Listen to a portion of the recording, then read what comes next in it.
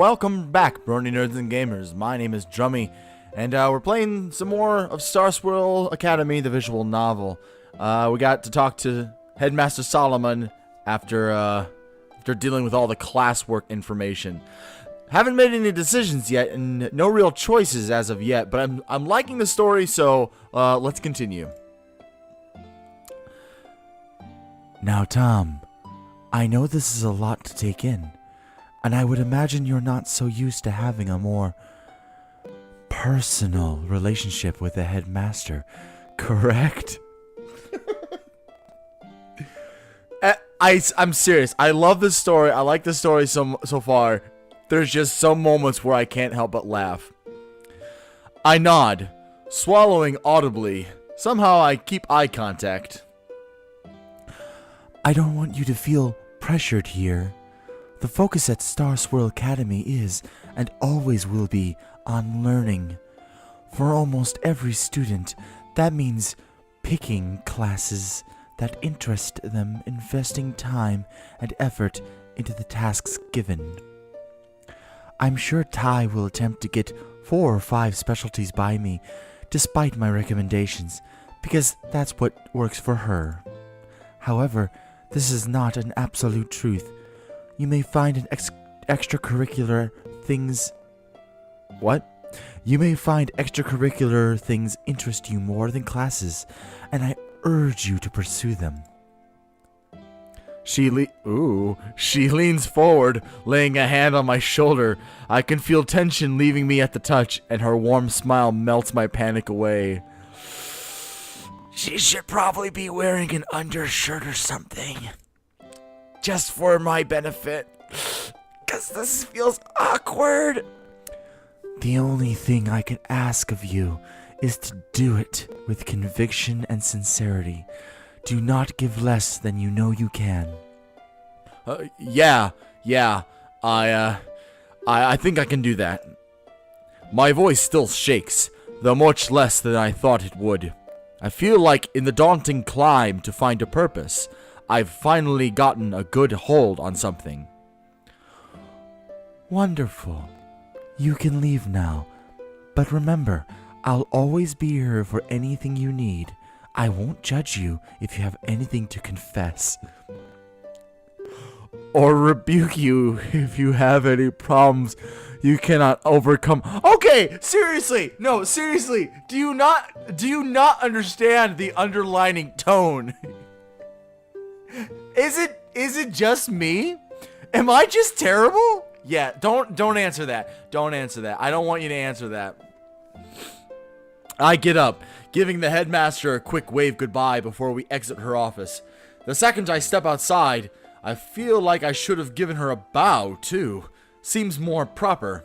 Returning to the waiting room definitely reminds me of just how big Headmaster Solomon's office is, too. Again, Tower of Orthanc. So, what'd she say? Jeez, leaving me in the waiting room out here. What is this, a doctor's office? Ty's looking at me, holding her envelope to her chest, unsure of whether to be excited or concerned. She just had some technical things to go over. Boring stuff that you've already heard. Let's go. You're a terrible liar, Tom. The two of us head down the hallway, Ty opening her envelope to see where she's situated for now. I can't open mine. My mind is still running at a mile a minute. That's pretty fast. That's 60 miles an hour. Maybe coming here was the right choice. Oh. Well? I blink a few times, turning to stare blankly at Ty. Where are you living? My mind's still catching up. I don't really know what to say. How should I know where my room is? 'Cause you have an envelope that tells you. Ty, sensing my confusion, points down at my hand. Your information packet. Open it. Jeez, are we waiting for Christmas? I don't want religion in my games. She sounds even more excited than I do to see what's inside. Snapping back into the world, I fumble with the packet a moment before opening it. Inside is a folder with several papers, many stapled together, with information ranging from school layout to extracurricular activities. After a short search, I find the information I am looking for. Mail 201. Second floor, not bad. It's not like the fourth floor or anything, but, only the most elite go to the fourth floor. I don't know. I kinda like higher floors, if you know what I mean. You get to see more when you look out the window. But there's no difference. Yeah, but you also have to run down a ton of stairs every time you leave. That's actually exactly what I was just gonna say.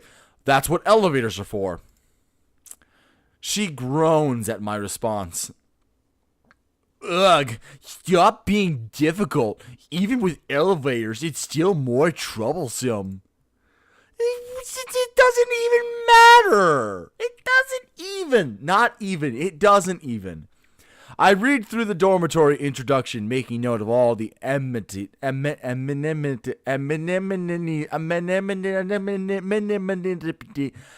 the things that come with it. Community area with tables and chairs, microwave, curfew, bed, and furniture provided. Sounds cozy. The packet also mentions the track and pool for leisurely use, though I don't know how much I'll be using. I'm gonna pick Ty's nose while I'm waiting. Doesn't sound too bad. I look up at Ty. Stop picking my nose already. Jeez. You can pick your friends and you can pick your nose, but you can't pick your friend's nose. Do you think they took our stuff up to our rooms already, or is it still sitting back in the lobby? Ty puts a hand on her hips and pokes my forehead with the other, frowning. Do you ever listen? They said everything would be taken to our rooms. I swear, if you didn't have me, you'd be lost half the time, literally and figuratively. How can you be lost figuratively? Like lost in your mind?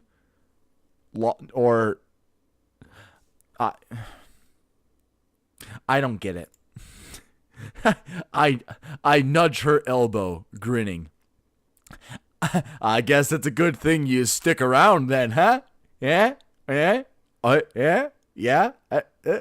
Pick your nose. Oh, gosh. I feel sorry for your mother having to put up with you for so many years. I hold a hand to my chest, doubling over and groaning. My heart! You cruel, cruel person. Ty smacks my head. As well she should. You're making a fool of yourself. Would it kill you to be mature for once? No, please. Please stop. Please just stop. Please. Please stop with the double entendres. I can't help it. Whatever, Mom. Tom, see, I can sound like you too. My name's Ty. Doop, doop, doop, doop. I just imagined that Tom was mocking Ty there. I'm sorry. Oh, I'm serious, even though I'm smiling and blushing. I hold back my next quip. I'm not sure what's gotten to her. Maybe the long day. Maybe she's not in the mood for my antics. Or maybe she really is worried about being embarrassed. Either way, her face holds any panic as she stares at me. I don't notice any panic. Well, maybe a little bit. Hey, Ty, relax. I'm just trying to blow off some of the nervousness. It's my first day here, and I don't want to be the girl who hangs out with the weirdo. I got plenty of that while we were in grade school. Besides, Headmaster Sharaman. I wave off her next statement. She really is obsessed with Miss Solomon. Okay, I'll tone it down. But you really shouldn't worry about it. Just be Ty, and I'm sure you'll make friends. That's why I'm one. I don't know why this is funny. I honestly don't. Ty straightens herself out, hugging her information packet to her chest tight and letting out a long breath. Nodding to me, she allows herself a small smile. You're right. I gotta calm down. The headmaster wouldn't want her student running around in a panic. Classes haven't even started yet. Freaking out would be silly.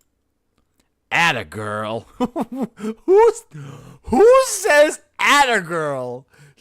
Nobody says atta girl. That's my word. That's an old people word. That's what old people say to other girls. Atta girl. 23 skip-a-doo. I don't know. I'm not even that old. It's just I like to play the part. Ty looks to the building in front of us, uncertainty running to her face. Well, this is the girls' dorm, I guess. I guess I'll see you tomorrow then. Yeah, tomorrow. Yeah, tomorrow. More like 1 a.m. Am I right, guys? Yeah! High-fived myself. That's weird. It feels wrong. It does. This leaving her like this. Oh. Part of me wants to stay with her, make sure she settles in all right. But she's a strong girl. She hasn't needed me for many years, and I doubt she needs me now. Besides, Wait. I don't know where I'll be. Could you point me out to the Du Bois dorm? I half expected a sarcastic groan and a roll of the eyes, but Ty points to a building only a short ways off without any sort of exasperation. Thanks, don't have too much fun without me. I did what I could to alleviate her anxiety, but, in truth, I think I was much more nervous than her. This place was her dream, a respected establishment run by an excellent headmaster, who also happened to be her friend. She'd be neck-deep in classes and textbooks before she knew it, and enjoying every moment. Me? Well, all I've got is a packet full of doubt, and a pocket full of doubt, and a packet full of promises. I like that. You too. Puffing out my chest in an effort to fool myself into confidence, I start off towards the boys' dormitory. That never works. The walk is short, thankfully giving me little time to think. I know if I spend too much time alone with I know if I spend too much time alone with myself, I'll start second-guessing everything. The dorm entry lobby is fairly large, and I can spot a pool table, tennis, foosball, and a lounge area with an impressive TV. Cozy, in a word. There's a half-asleep student at the reception desk, probably stuck with some mind-numbing chore to pass the time. I don't envy him. I decide to forego asking for directions. Dorms are pretty simple buildings in my experience, much like hotels. 201 should be up one level, and I can just walk till I find it. Once on the second floor, I spot bulletin boards with campus activities, as well as floor plans with exit routes for fires. It seems the RAs have their own flyer as well, a basic welcome and introduction. I don't bother to read it. RAs. My room is about at the end, right next to the community bathroom and shower. That will make waking up in the morning more convenient. Yeah, but then when other people are laughing and talking in the bathroom or doing whatever and taking showers, it's gonna wake you up, man. You gotta think about these things. I take a quick peek inside, noting the sink and shower locations. They look private enough. I'd never been thrilled with the idea of community bathrooms, but these don't look so bad. The tile looks clean and relatively new, and the sinks aren't messy either. Now back in the hallway, I dig my room key out of the information packet, looking at it like it's supposed to jump up and do something on its own. This is it, huh? The place I'll be living for the next 10 months. No point in standing around thinking about it. I unlock the door and step inside. My first impression is that it's small. There's just enough room for a closet, desk, dresser, and bed. That's it. My bags are on the bed waiting to be unpacked. A wide window encompasses almost the entire wall opposite the door, letting in the last sunbeams of a dying day.